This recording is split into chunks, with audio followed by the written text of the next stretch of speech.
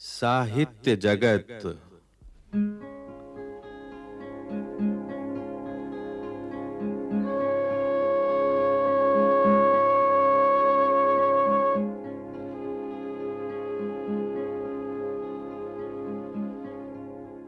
राष्ट्रीय शैक्षिक अनुसंधान और प्रशिक्षण परिषद के केंद्रीय शैक्षिक प्रौद्योगिकी संस्थान द्वारा प्रस्तुत है कक्षा 12 के लिए विश्वनाथ त्रिपाठी द्वारा लिखित ऐच्छिक हिंदी की पाठ्य पुस्तक हिंदी साहित्य का इतिहास सामान्य परिचय में संकलित पाठों पर आधारित श्रृंखला साहित्य जगत।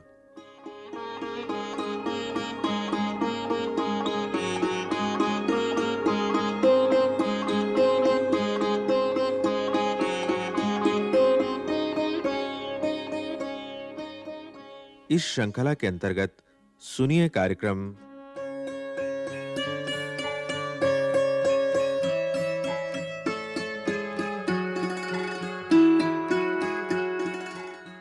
आधुनिक काल के अंतर्गत छायावादोत्तर काव्य और कवि।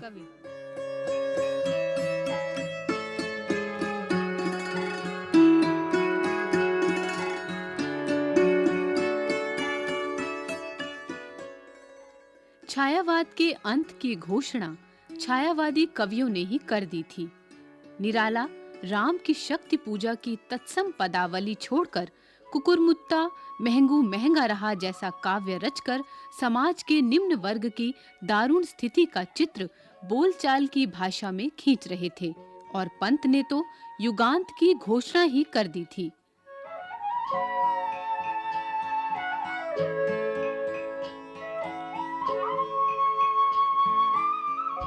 छायावाद में वैयक्तिक और सामाजिक दोनों प्रवृत्तियों का समन्वय था। छायावादी कवि निजी स्वर में ही सही किंतु साम्राज्यवाद और सामंतवाद का विरोध कर रहे थे। छायावादोत्तर युग में दो प्रवृत्तियां अलग दिखलाई पड़ती हैं। एक प्रवृत्ति मस्ती के आलम का गीत गाती है। इसे समाज विरोधी नहीं कह सकते क्योंकि ये कवि व्यक्तिगत अनुभूतियों के स्तर पर ही सही व्यवस्था की जकड़न का विरोध करते हैं। अनुभूति प्रधान होने के कारण इन्होंने गीत की विधा अपनाई है। इनमें से अधिकांश कवि कवि सम्मेलनों में बहुत लोकप्रिय हुए।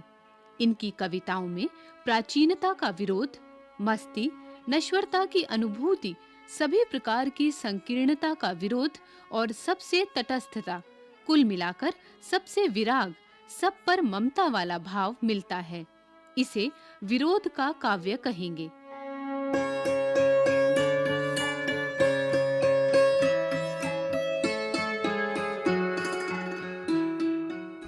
यहाँ स्वच्छंदता मस्ती बन गई है।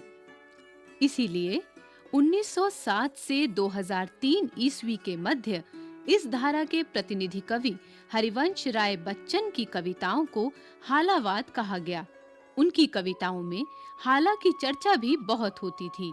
यहाँ हाला व्यवस्था विरोध का प्रतीक है, बहुत कुछ फारसी उर्दू कविता की तरह। बच्चन ने सरस सहज गीतों के माध्यम से धार्मिक सामाजिक संकीर्णता का विरोध किया और उद्दाम भावनाओं की अकुंठ अभिव्यक्ति की। इस प्रवृत्ति के काव्य की प्रतिनिधि पंक्ति है: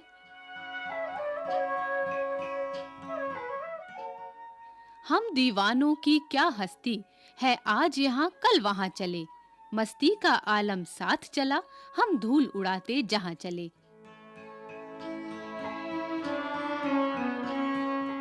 यह पंक्ति मस्ती के दूसरे गायक भगवती चरण वर्मा की है।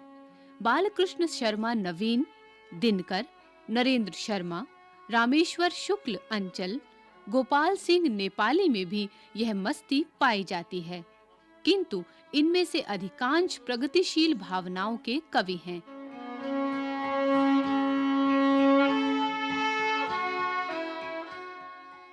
छायावादी काव्यधारा के समानांतर राष्ट्रीय भावनाओं की एक ऐसी भी काव्यधारा चल रही थी जिसमें कल्पना की उतनी उड़ान और लाक्षणिक प्रतीकात्मकता नहीं थी, किंतु राष्ट्रीय भावनाओं की सहज अभिव्यक्ति थी। ऐसे कवियों में नवीन, दिनकर, माखनलाल चतुर्वेदी, सुभद्रा कुमारी चौहान प्रमुख हैं। बालकृष्ण शर्मा नवीन, दिनकर और माखनलाल चतुर्वेदी प्रधानतः राष्ट्रीय भावनाओं के ओजस्वी कवि हैं।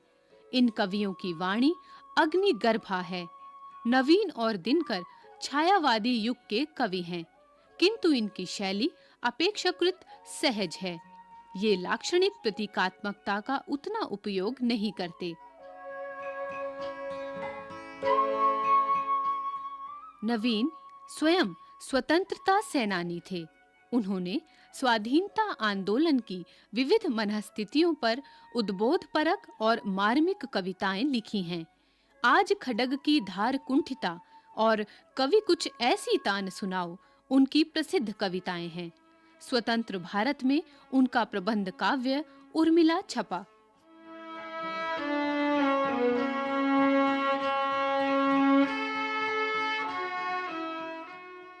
रामधारी सिंह दिनकर 1908 से 1974 ईस्वी।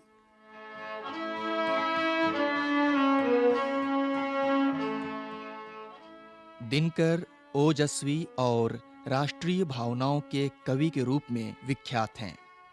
रेणुका, हुंकार आदि उनके प्रसिद्ध काव्य संग्रह हैं। हिमालय पर लिखी गई उनकी कविता अत्यंत प्रसिद्ध हुई। स्वतंत्र भारत में भी वे काव्य रचना में रत रहे। दिनकर में साम्राज्यवाद और सामंतवाद की अमानवीयता के विरुद्ध घोर असंतोष और क्षोभ की भावना थी। वे अहिंसा को सर्वत्र उचित नहीं मानते। स्वतंत्र भारत में उनकी अनेक प्रसिद्ध रचनाएं छपीं, जिनमें कुरुक्षेत्र, परशुराम की प्रतीक्षा और उर्वशी प्रसिद्ध है। कुरुक्षेत्र में युद्ध की समस्या पर विचार किया गया है। स्पष्टतः ये रचना द्वितीय विश्व युद्ध की विभीषिका से प्रेरित है। उर्वशी नर नारी के सनातन यौन संबंधों को मनोविज्ञान की दृष्टि से देखने वाला श्रृंगारी काव्य है। इसमें ऐतिहासिक दृष्टिकोण भी अपनाया गया है।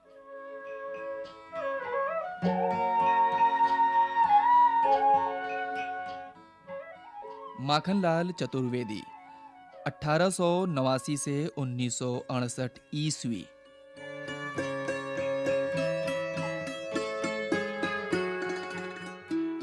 चतुर्वेदी जी राष्ट्रीय भावनाओं के ओजस्वी कवि हैं, किंतु वे राष्ट्रीय कविताओं में भावनाओं को कभी-कभी इतने सूक्ष्म सादृश्य विधान के आधार पर प्रकट करते हैं कि कविताएं दुरूह हो जाती हैं और रहस्यमय हो उठती हैं। इस शैली के वे विशिष्ट और अकेले कवि हैं। उन्होंने सहज ढंग से अत्यंत मार्मिक राष्ट्रीय कविताएं भी लिखी हैं। पुष्प की अभिलाषा ऐसी ही अत्यंत लोकप्रिय एवं प्रेरक कविता है।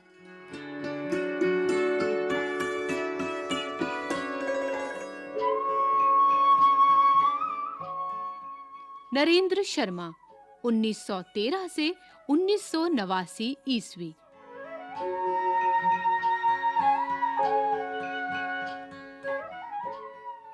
नरेंद्र शर्मा ने अनेक उत्कृष्ट कविताएं लिखी हैं। वे जीवन की जटिल स्थितियों को सरल छंदोबद्ध पंक्तियों में प्रस्तुत करने की क्षमता रखते हैं। प्रकृति चित्रण में वे पंत के अनुगामी हैं। नरेंद्र शर्मा स्वाधीनता आंदोलन के सिलसिले में जेल गए। बाद में वे समाजवादी विचारधारा और प्रगतिशील काव्यधारा से घनिष्ठ रूप से जुड़े। पंत के साथ उन्होंने रूपाभ पत्रिका का संपादन भी किया। बाद में वे फिल्मों के लिए गीत लिखने लगे। वहां भी उनकी प्रतिभा धूमिल नहीं पड़ी। पलाश वन, प्रवासी के गीत उनके प्रसिद्ध काव्य संकलन हैं।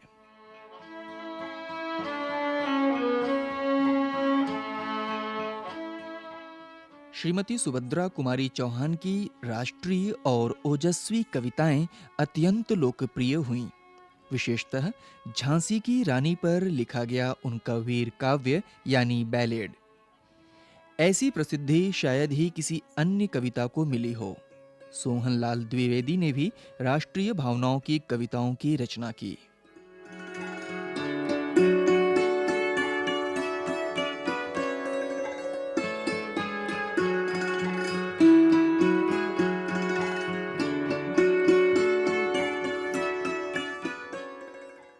आधुनिक काल के अंतर्गत छायावादोत्तर काव्य और कवि।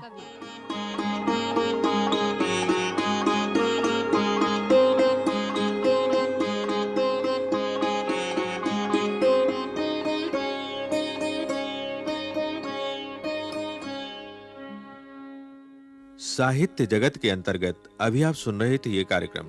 विषय संयोजन डॉक्टर संध्या सिंह, डॉक्टर चंद्रा सदायत एवं लालचंद्र राम। आलेख विश्वनाथ त्रिपाठी।